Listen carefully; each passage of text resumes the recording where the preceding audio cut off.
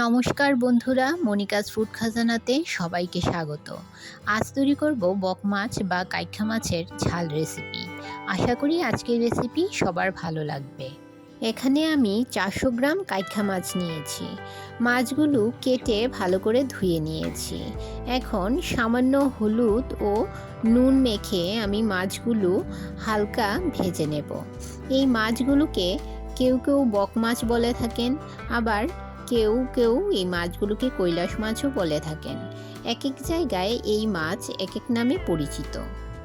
আমার চ্যানেলে নতুন বন্ধু হয়ে থাকলে চ্যানেলটি সাবস্ক্রাইব করে পাশে থাকা বেল আইকনটি প্রেস করুন আরও নতুন ভিডিওর আপডেট পেতে। গ্যাসের চুলায় কড়াই বসিয়ে তাতে 3 টেবিল চামচ সাদা তেল গরম করে নিয়েছি।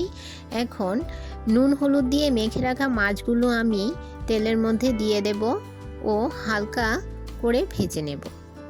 মাছের টুকরোগুলো একসঙ্গে ভাজবেন না, অল্প অল্প করে মাছের টুকরোগুলো ভেজে নেবেন, না হলে মাছগুলো ভেঙে যেতে পারে। সমস্ত মাছ ভেজে নেওয়া হয়ে গেছে। এখন কড়াইতে দিয়ে দিলাম আরও 1 টেবিল চামচ তেল। তেল গরম হলে তাতে দিয়ে দেব পেঁয়াজ কুচি। আমি এখানে 2 মিডিয়াম সাইজের পেঁয়াজ কুচিয়ে নিয়েছি। হালকা নেড়ে নিয়ে পেঁয়াজটা যখন একটু নরম হয়ে আসবে দিয়ে দেব 1 চামচ আদা রসুন বাটা। সামান্য নেড়ে নেব। আদা রসুনের কাঁচা গন্ধ চলে গেলে দিয়ে দেব 1/2 চামচ হলুদ গুঁড়ো ও 1 চামচ লাল লঙ্কার গুঁড়ো। সামান্য পরিমাণ জল দিয়ে মশলাটাকে 2 মিনিট মিডিয়াম ফ্লেমে ভালো করে কষিয়ে নিতে হবে।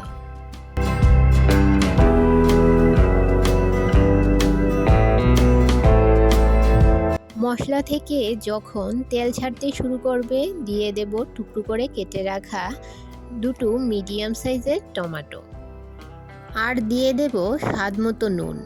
ভালো করে মিশিয়ে নিয়ে 2 মিনিট ঢাকা দিয়ে রান্না করে নেব। 2 মিনিট পর মশলাটা ভালো করে কষিয়ে নিয়েছি। এখন দিয়ে দিব পরিমাণ মতো জল।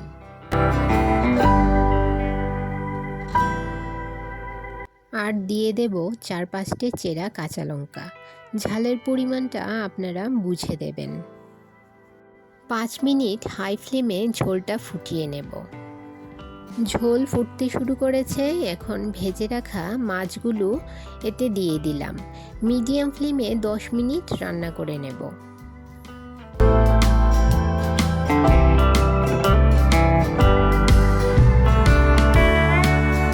10 মিনিট পর উপর থেকে কিছু ধনেপাতা ছড়িয়ে নামিয়ে নিলেই রেডি কাইখা মাছের ঝাল। দেখুন বন্ধুরা কতটা সুন্দর রং হয়েছে, আর খেতেও কিন্তু অনেক টেস্টি। রেসিপিটি কেমন লাগলো অবশ্যই কমেন্ট করে জানাবেন, আর ভালো লাগলে একটা লাইক অবশ্যই করবেন। আপনার একটা লাইক পৌঁছে দিতে পারে আমার রেসিপি আরও বহু মানুষের কাছে।